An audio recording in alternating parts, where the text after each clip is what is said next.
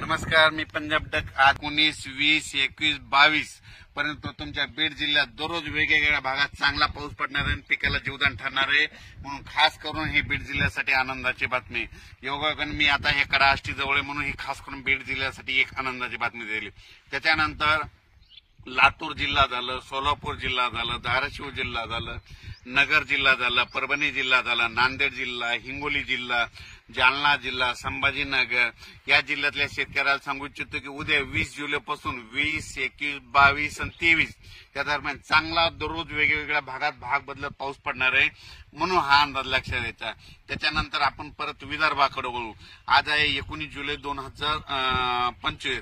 तर विदर्भ, पूर्व विदर्भ आणि पश्चिम विदर्भ 6 आणि 5 11 जिल्ह्यामध्ये म्हणजे 19, 20, 21, 22, 23 पर्यंत तुमच्या पूर्व विदर्भ आणि पश्चिम विदर्भ 11 जिल्ह्यामध्ये दररोज वेगवेगळ्या भागात पाऊस पडणार आहे आणि पिकाला जीवदान ठरणार आहे म्हणून हे अंदाज लक्षात घ्यायचा.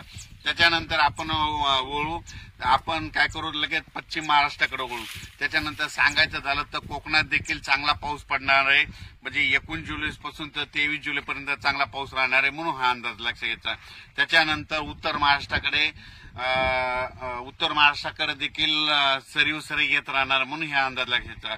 पण राज्यात सांगायचं झालं तर नगर जिल्हा झालं, जळगाव जिल्हा झालं, नाशिक जिल्हा झालं, त्याच्यानंतर बुलढाणा जिल्हा झालं, बुलढाणा ह्या भागामध्ये म्हणजे 22, 23, 24 च्या दरम्यान तिकडल्या भागामध्ये चांगला पाऊस येणार आहे म्हणून हे अंदाज लक्षात घ्यायचा.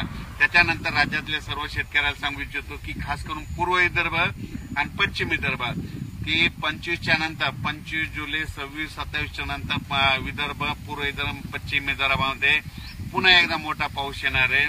त्याच्यानंतर हे अंदाज त्याच्यानंतर दिले जाईल.